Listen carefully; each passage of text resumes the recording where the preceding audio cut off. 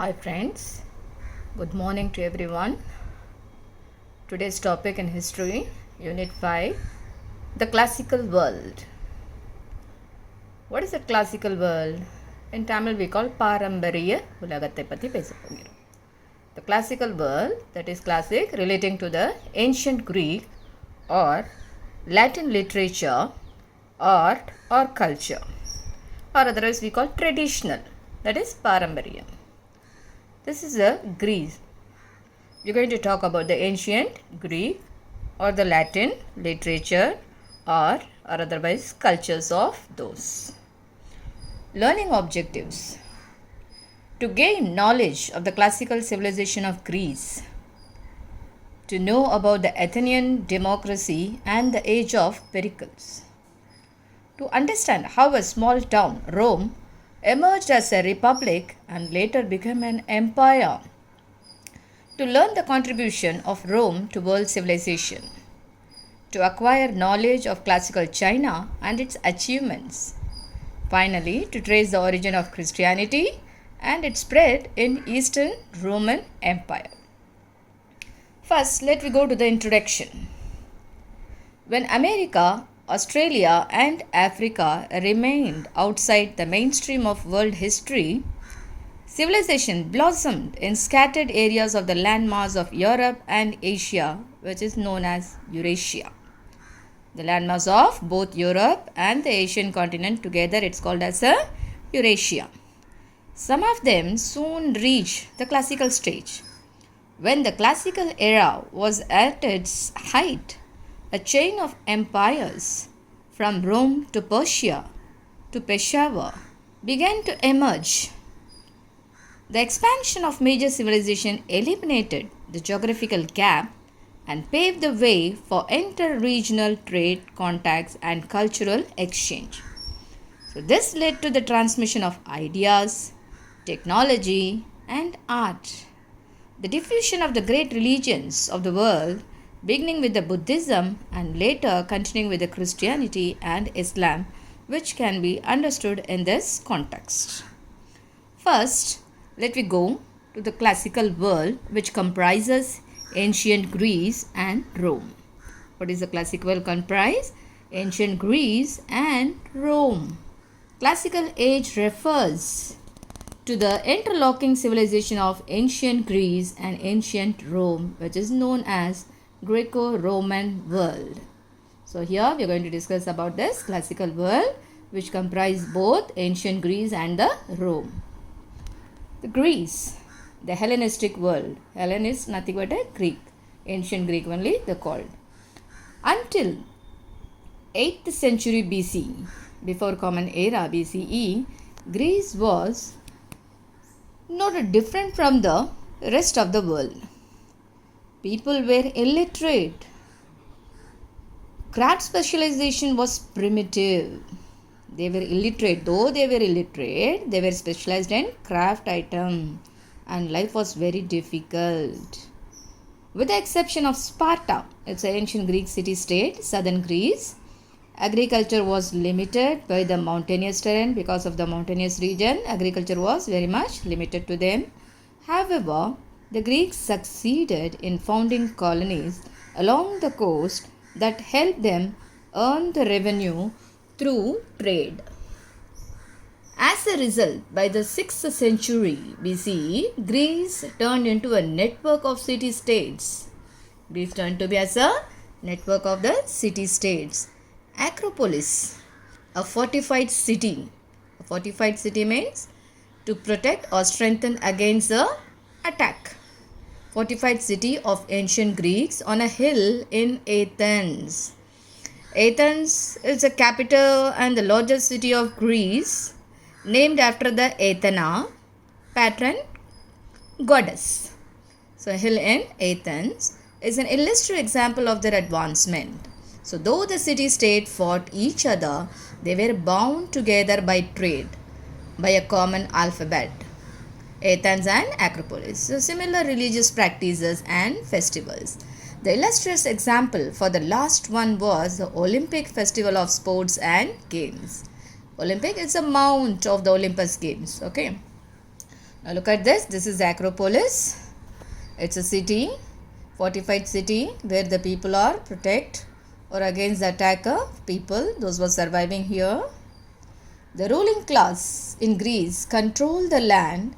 Slaves cultivated the land. Greek writers and philosophers saw the ownership of slaves as essential to civilized life.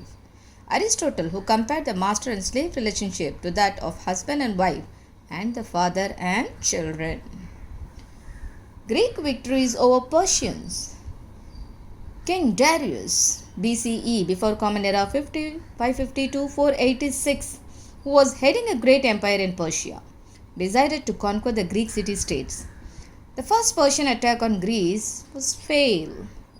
This was due to the fact that Persian armies suffered from disease and lack of food during its march time. During the wartime, they were suffered without a food. So therefore, is a planning the second attack. The Persians started to plan the second attack. The Persians avoided the land route and came by the sea route. The Greeks, or otherwise called as the Hellenists, fought patriotically and defeated the Persian army at Marathon in 490 BC. Xerxes. Then the king Darius' successor conducted another expedition who joined the Spartans this time. Spartan is another city. This was city of the people. The Athenians persisted in their resistance and in the final battle fought in Salamis, Persian ships then were destroyed. Disheartened Xerxes returned to Persia without achieving his end. So democracy in Hellenic Greece. When the Greek city-states first emerged, they still carried the legacy of the past. That is their heritage, paramparayam. Sottu. Parambarai Sottu used to call legacy. The rulers came from lines of traditional chieftains. Those who grew rich from the expansion of trade resented the privileges enjoyed by the old ruling families. At the age of tyrants, that is a cruel or oppressive ruler, 6th century to 4th century BC proved to be a period of urban development with the new buildings and enormous temples such as Olympian Zeus at Athens. Zeus is the sky and thunder god in ancient Greek religion. So Olympus, Mount Olympus, it's related to that. Athenian democracy. In Athens, the pressure from below who resulted in the replacement of both oligarchy and tyranny by democracy. Oligarchy, rule of the few, where the few people they are just ruling, dictators. And the tyranny, absolutism or cruel and oppressive rule by the democracy. The lawmaking power in Athens was vested in an assembly open to all freemen. Judges and lower officials were chosen by lords. This arrangement was resented by the upper classes who considered democracy to be the rule of the mob. The Persian danger had united the Greeks. When this danger was removed, they started quarreling again. The history of many Greek states was one of the continual struggles by the rich landowners against the democracy. The only exception was Athens, where democracy survived for about 200 years. What is democracy?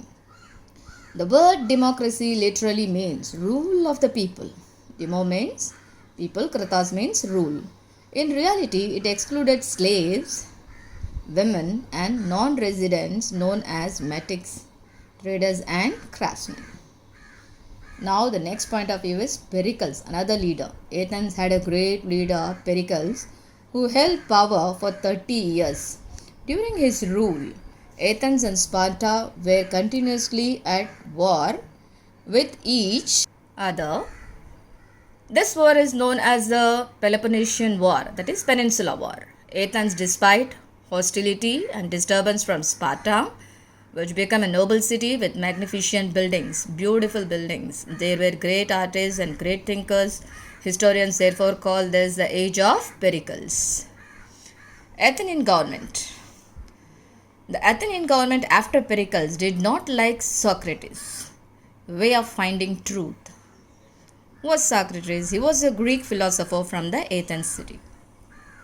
In a trial, Socrates was accused of refusing to accept the gods recognized by the state and the corrupting the youth.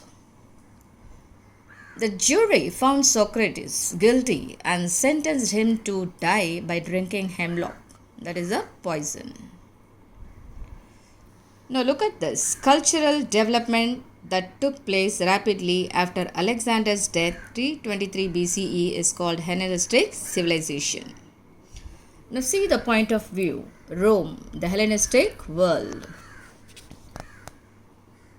Roman Republic.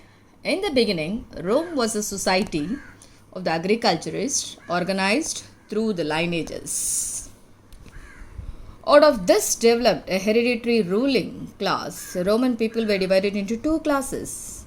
One is the patricians, rich landlord peoples, and plebeians, common citizens. What are the two? Patricians, rich landlords people, and plebeians, they were called as a common citizen peoples. Rome was strategically located in the crisscrossing trade routes cutting north-south and east-west. Taxes on passing traders added to the revenue derived from agriculture. So by the late 6th century BCE, Rome developed into a prosperous town, well-developed town it turned to be. For that purpose only, Rome became as an empire finally.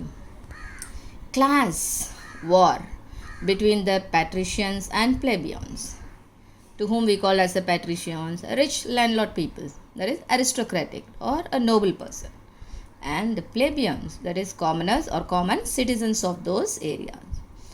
The prisoners of war were enslaved in Rome. Thus, Rome produced a new labor force for the rich to exploit. So, big landholders bought the slaves cheaply and used them to cultivate their estates. The slave population grew, and by the 1st century BC, there were 2 million slaves when the total strength of the free population was 3.25 million. Slave labor led to the impoverishment of free labor. What is that? Slave labor led to the impoverishment of free labor. Many poor peasants had to abandon their children who also end up in the slave markets. Many poor peasants, what they did? They had to abandon their children who also ended up in the slave markets. So the conflict between the plebeians and patricians became bloodier. They started to fight very tribunally. Then Tiberius, the Gracchus and the Gaius of Gracchus, through the patricians, voiced the opinion in favor of the poor peasants. As the peasants supported their program, the senators, shocked by the development, murdered both of them. So martyrdom of the Gracchus brothers played a decisive role in the transformation of the Roman Republic into the Roman Empire. Look at the major source of revenue to the Roman state was a slave trade. What was the revenue to them? Revenue means income. What was the main source of the income to the Roman? It was a slave trade, adimegal, a business. The island of Delos became a great slave market. Which island? The island of Delos became a great slave market. Now look at the slave revolts. There were more slave revolts in Rome than in Greece. The Revolt of Spartacus was the most famous one. So it began in 73 BC, involving about 70,000 slaves. The revolt threatened the power in Rome. Ultimately, Spartacus was killed and the revolt crushed. 6,000 of the followers of Spartacus were executed. Now look at the Punic Wars. Punic Wars and the emergence of Imperial Roman Empire. Punic Wars. What is the Punic? The language of the Carthage. Carthage is nothing but an ancient city. Ancient city of this Rome, the Greek peoples. As Rome was growing in Italy, Rome is the capital of Italy. So Carthage was growing in power in the North Africa. The Carthaginians, that is the ancient city people of this Carthage city, they were the descendants of the Phoenicians. Phoenicians, the leading traders of the ancient world, who excelled in seafaring and trade. So Rome and Carthage united to drive out the Greeks. Rome and Carthage peoples united to drive out the Greeks outside. So thereafter, Carthage took Sicily. It's one of the island, nearby to the Italy, and threatened the very existence of the Roman state. The three wars fought between them. They are called as a Punic Wars. The three wars fought between them are called as a Punic Wars. Carthage sent a general named Hannibal. He defeated the Roman army and made a great part of Italy a desert. Fabius, who led the Romans, did not give up. So in the Second Punic War, Fabius confronted the Hannibal and defeated that Hannibal in the Battle of Zama. So who pursued by the Roman army, Hannibal ended his life by poisoning himself. Finally, what happened to that? Hannibal ended his life by poisoning himself. He himself committed suicide by using poison. So the Third Punic War was declared on the Carthaginians by Rome. After the defeat and destruction of the Carthage in this war, Rome emerged as an unrivaled power in the Western world. So it proves that. This is a map for the Roman Empire, Western Roman Empire and the Eastern Roman Empire. The color has been mentioned to you.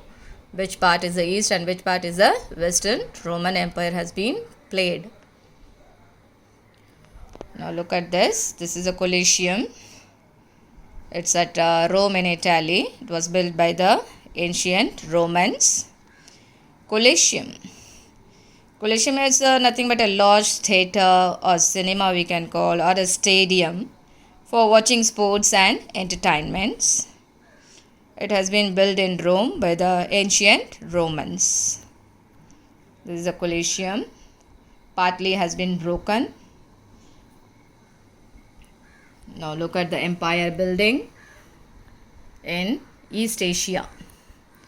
Empire building in East Asia, that is China. Fall of Qin Dynasty. Wang Cheng, popularly known as Shi Huangdi, the meaning first emperor, who ended the age of warring states in China. He crushed all local rulers and established a strong central government. However, uprisings of the peasantry, farmers were more in number, unlike in other cultures, occurred again and again in China. Such uprising led to the collapse of Qin Dynasty. The trade route from China to Asia Minor and India, known as Silk Road or Silk Route, linked the China with the West. Goods and ideas between the two great civilizations of Rome and China were exchanged through this route. So silk went westward and wools, gold and silver went eastern side. Silk went the westward and the wools and gold, silver went in the eastern border. So China received Buddhism from India via the Silk Road. This is the woven silk. Neither pattu. So woven silk has been shown. China silk is familiar. Now look at this. This is a Silk Route map where the China has taken part. So India in the eastern border, China you are facing. In the western border, you can find out the other route where they followed. To the Greece, Constantinople area and above, the Rome in Italian region near the Europe. So now we are going to discuss about the Han Dynasty and the expansion of Chinese territories. Han Dynasty 206 BCE or AD 220, founded by Liu Pang, flourished for 400 years. Their capital was Chang'an.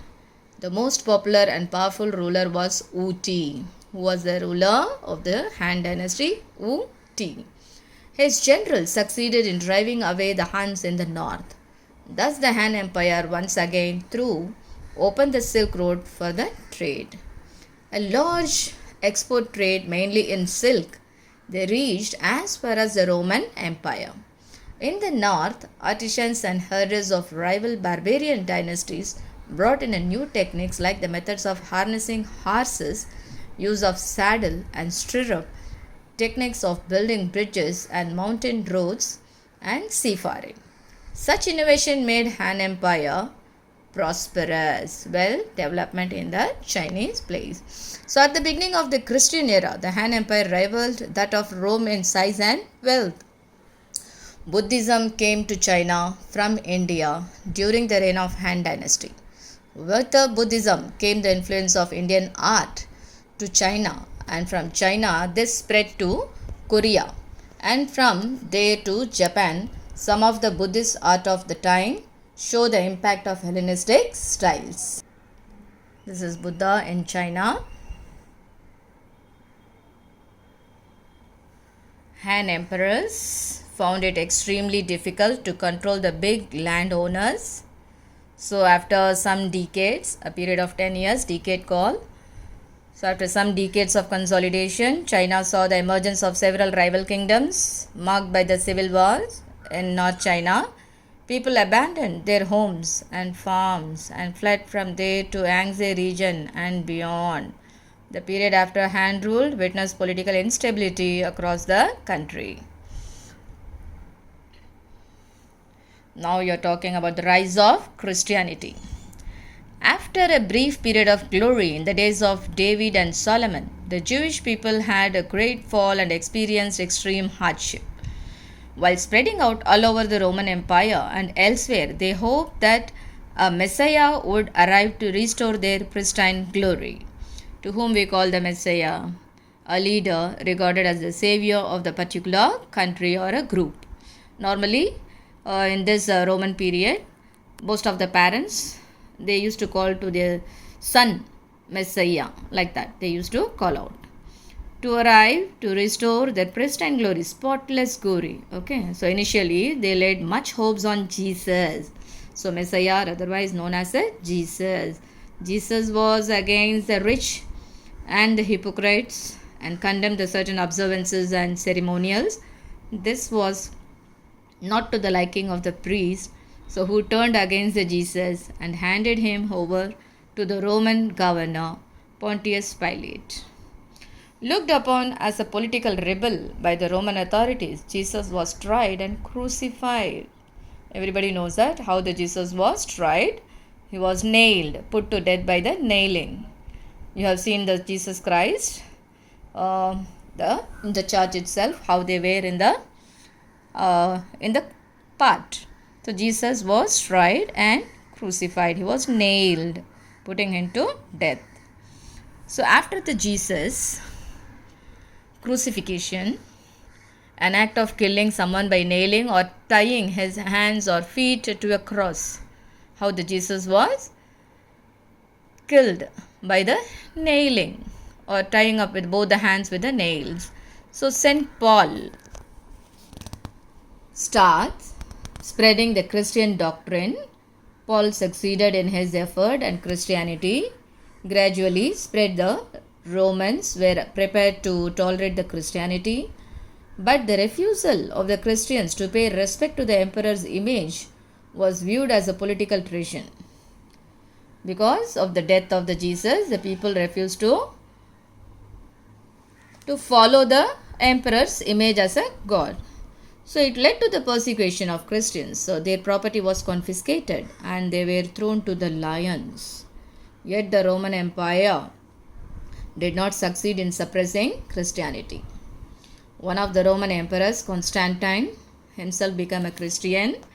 Christianity thus became the official religion of the empire. Byzantine is complicated and difficult to understand that emperor, that is Byzantine.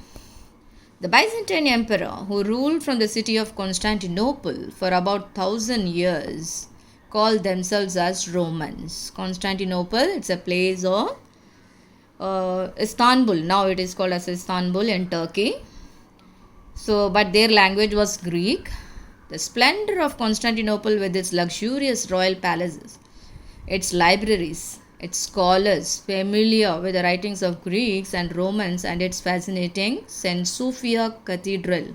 They are the legacies which they have left behind. Legacies, Paramparai heritage. So look at this St. Sophia Cathedral, which is the cathedral. St. Sophia Cathedral, which was built in mid-6th century AD. That is the Common Era. The most magnificent building, beautiful building in Europe at that time. It was known for its innovative architectural techniques. This cathedral was turned into a mosque by the Ottoman Turks when they captured Constantinople. St. Sophia Cathedral was turned as a mosque by the Ottoman Turks when they captured the Constantinople. Now look at this final point, India during the classical period. The Kushan period corresponded were the last days of the Roman Republic. When Julius Caesar, the master of Italy, was alive, the Kushan Emperor is said to have sent an embassy to Augustus Caesar, who succeeded the Julius. Look at this. The poets of the Tamil Anthologists. Now, the corresponding period, 4th and 5th AD in South India, characterized as a Calabra period. Teakwood, pepper, pearls, ivory, brocades and precious stones and the like were exported from the Malabar coast to Babylonia, Egypt, Greece and Rome. Brocades. Brocade means it's a rich fabric woven with a raised pattern, typically with a gold or silver thread. Okay. So this has been Greece and Rome. The trade with Rome was further flourished. 18 major works of Sangam age.